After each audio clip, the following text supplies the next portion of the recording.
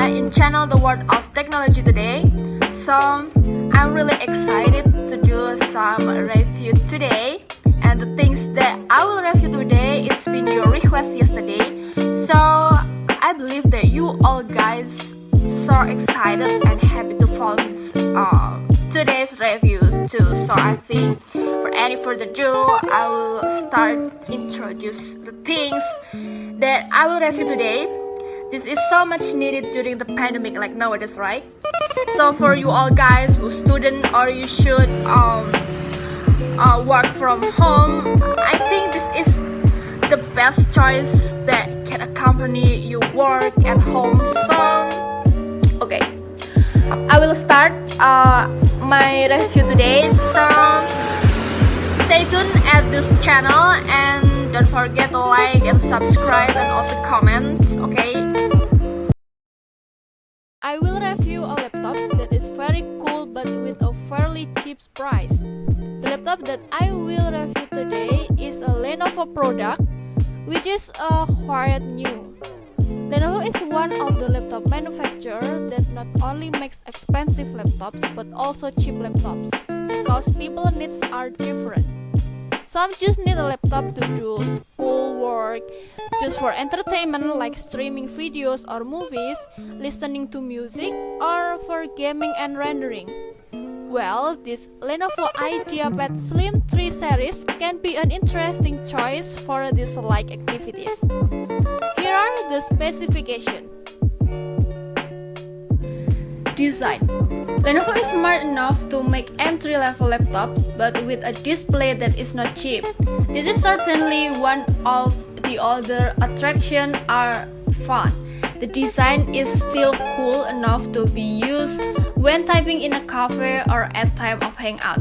The design is plain and minimalistic, but Lenovo gave the cover a little strip motif so it looks cooler and not stiff.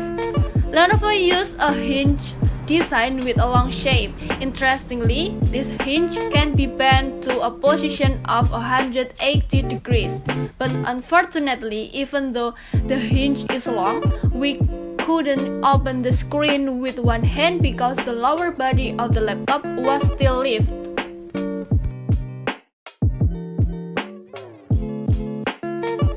Dimension. The slim name emphasizes its slim dimension when compared to laptops in the same class, because when compared to a thin laptop that has a price of tens of millions, this dimension is still less slim. Weighing 1.5 kg, this laptop has a length of 32.71 cm and width of 24.1 cm. Meanwhile, its thickness is about 1.99 cm. Yes, it's still relatively thin for an entry-level laptop with a 14-inch screen.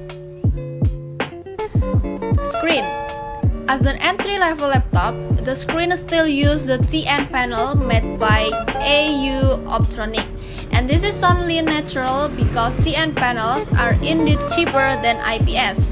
Its size is 14 inches and has HD resolution. The refresh rate is standard at 60 Hz. And when we check with Spider, the screen has a color gamut of sRGB 60%, NTSC 43%, Adobe RGB 45%, and DCI-P3 45%. Keyboard. This laptop has a simple keyboard with the layout of each key that is spaced quite tenuously. In addition to making it easy to type, this layout also doesn't look congested and tight. As usual, on the top side, there is a function button. The left and right row keys are the same size as the other keys, but Specifically, the up and down arrow keys are made smaller. Meanwhile, when cap lock is active, there is an LED indicator. And yeah, this keyboard does not use backlit, and the power button is not located in the keyboard area, but is in the upper right corner. That's good, so you don't have to be afraid to pressing the wrong button when you're typing.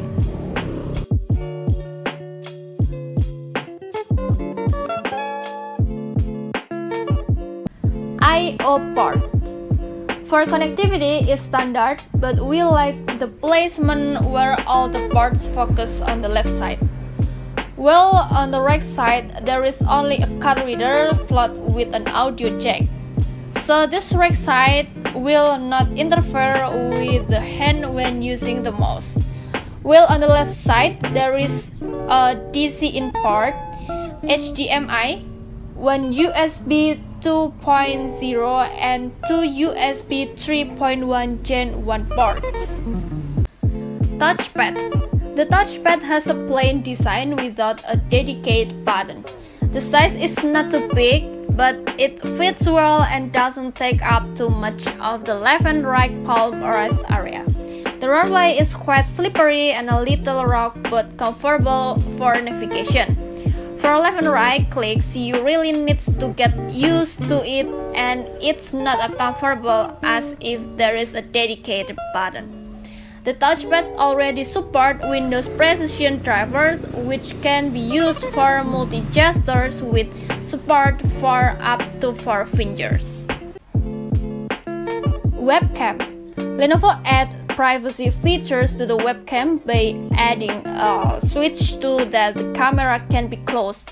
This is to prevent the webcam from accidentally turning on, but unfortunately the webcam uses a very low resolution of 0.3 MP only.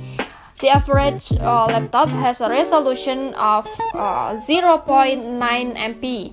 And for the quality, you can say it's not good, lots of noise and less sharps, even though the room is bright enough.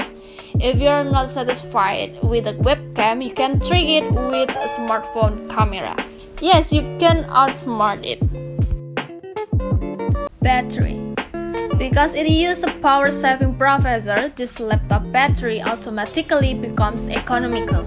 Even though the capacity is only 35 watt-hours, it is relatively small. We proved this by testing a usual using PC more than modern office.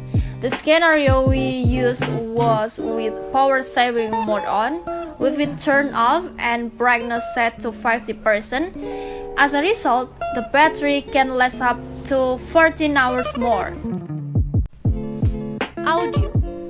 For audio matter, this laptop has collaborated with Dolby Audio, so the sound is not very standard.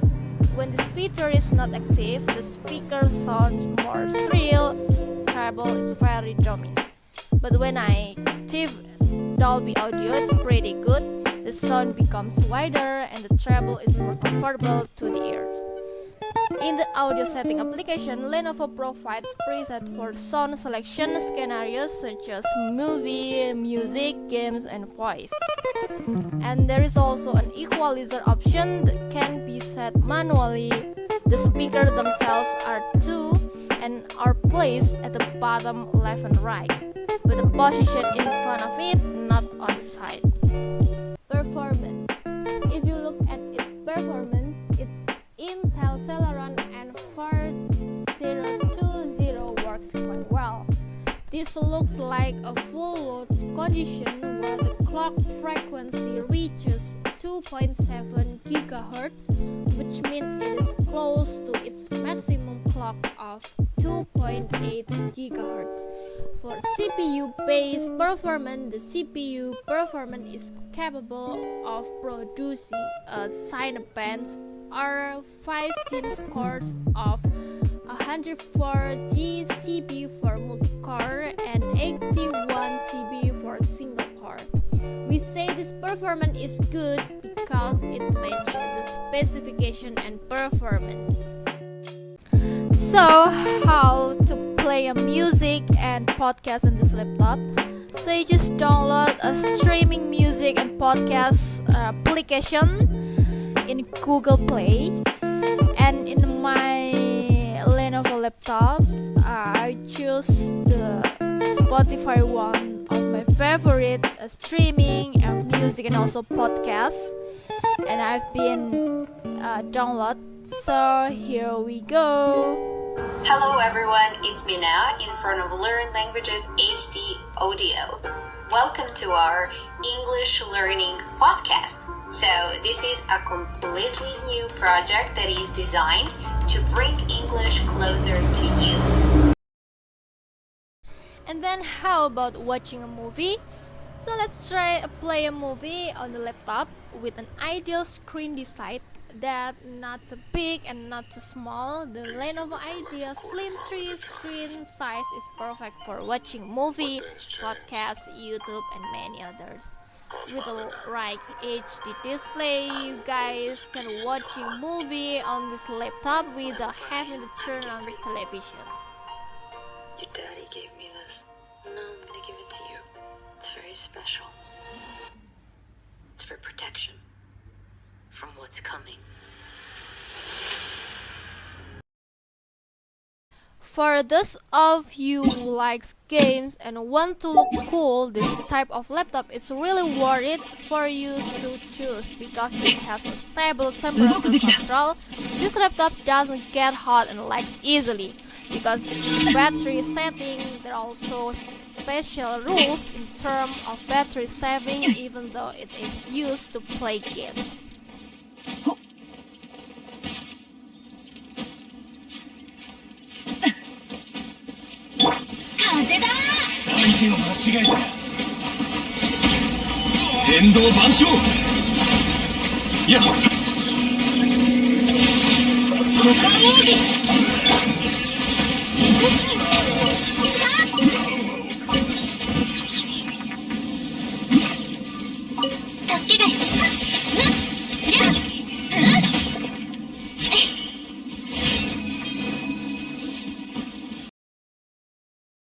Okay, for those who are looking for a cheap laptop for relaxed activities, the Lenovo Ideapad 3 arms with Intel Celeron is perfect for you.